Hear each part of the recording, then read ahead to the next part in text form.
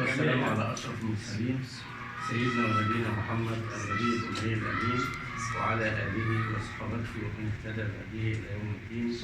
أما بعد، الحقيقة الموقف اللي احنا فيه موقف مهيب بيجمع ما بين وداع أحباب أصدقاء، مجموعة ذات تاريخ يحترم، سعوا لخدمة مجتمعهم وناسهم وعاشوا بسطاء ورحلوا عنا خفاف غير ثقال، تركوا الذكرى الطيبة والكلمة الحسنة والعفوية الزائدة. أنا لم أتشرف بلقاء عم عطية إلا مرة واحدة يوم اللقاء بتاعنا، والحقيقة كان بيتناقش معايا بود وحب ويعني البساطة التلقائية اللي احنا بتوحي على طول بإن الإنسان اللي بيتكلم ده إنسان طيب. هو على فكرة النموذج بتاع عم عطية ما يعرفش يكره حد، هو بيحب الناس، بيحب الخير، والدليل ان هو كان ملازم للكابتن زكريا، وطبعا الاستاذ زكريا نموذج كلنا بنحتذي بيه، اخونا الكبير بنحترمه كلنا ونجله. بشكر اخويا الاستاذ الباشمهندس مصطفى العمده اللي دائما في كل المحافل يجيد اعطاء الناس حقوقها. هو الحقيقه يعني بسط المواضيع كلها ولخص حياة كل من الراحلين، سواء الأستاذة هيام أو عم عطية أو الأستاذ عاطف دعبس.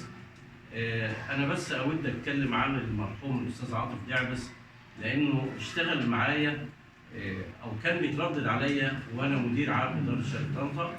كان ساعيا في خدمة الناس، لم يطلب مرة ولو مرة واحدة خدمة شخصية له ولا أحد من أقربائه. وزي ما قال الباشمهندس مصطفى، هو كان دائما فعلا متواجد في مقر محافظه الغربيه. واذكر ان انا مره من المرات طلبته وقلت له يا استاذ عاطف في حمله ازاله طالعه للمكان الفلاني، الناس دي بسيطه، فهل ممكن حضرتك تعرف خط سير الحمله؟ قال لي الحمله دي راح البلد الفلانيه والفلانيه والفلانيه. قلت له طب في اسماء؟ قال لي، فقلت له طب الاسم ده حد غلبان قوي ويمكن ما حدش غير الاختين اللي عملهم، فبفضل الله وبعون الله يعني رحمة الله عليه كان سببا في حذف هذا الاسم من فنذكر دائما، وهو ما يعرفش طبعا الشخص اللي هو خدمه، فيرحل البشر وتبقى أعمالهم. والذكرى الطيبة لا يمكن لأي إنسان أن يستطيع أن ينقضها حتى لو ليه خصوم وأعداء. الحق يعني يضعف ويهدأ ويسكن ولكنه لا يموت، والباطل يعلو ويعلو ويعلو وينتهي. دي يعني الحياة اللي احنا عشناها على مدار أعمالنا كوظائف وكقيادات. فأنا بقول الأستاذة الدكتورة سوزان وأخويا الأستاذ مصطفى محبوب، ربنا يبارك فيهم ويحفظهم، هم سبب في تجمعنا ده. وكل شيء أو كل خير بيطلع من هذا المكان هو بإذن الله هم مسابين، وكل من يشارك في عمل الخير.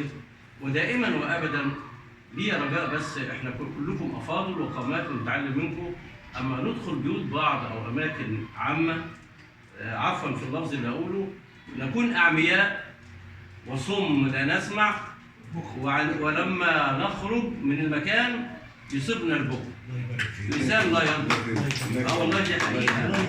ليه؟ ما أفسد الناس والبشر كلها غير القيل والقال. صح. ده مفسدة كبيرة اللي بتخلي الأخ يقتتل مع أخوه، والأب مع ابنه، والابن مع الأب، والزوجة مع الزوج، وهكذا. فعافانا الله وإياكم من شرور الأنفس. ويعني احنا في الزمن اللي موجودين فيه هنقول فيه مفاسد كتيرة وفيه عيون بتبص على بعضها كتير، ولكن فيه خير، والخير زي ما قلنا بيهدأ ويسكن لكنه باقي بإذن الله. أنا بشكركم جميعا وكل الحضور وكل المساهمين. وموضوعنا اللي هنتكلم فيه طبعا مش هتكلم فيه دلوقتي إلا بعد انتهاء الكلمات. قعدتنا وجمعنا ده هو نوع من المشاركة المجتمعية. هو المجتمع عبارة عن إيه؟ ما هو احنا المجتمع بكل طوائفنا، لو احنا بصينا وجينا نفصل نوعياتنا كده كموجودين هنلاقينا بنشمل كل طوائف المجتمع. ده شيء جميل وطيب قوي قوي، واتمنى التوفيق لجمعيه بيت الامه، وبنرحب بضيوفنا اللي حضروا لاول مره، وبنشكر الاخوه الافاضل المستمرين الداعمين لبيت الامه، وكل عام وحضراتكم بخير، والسلام عليكم ورحمه الله وبركاته.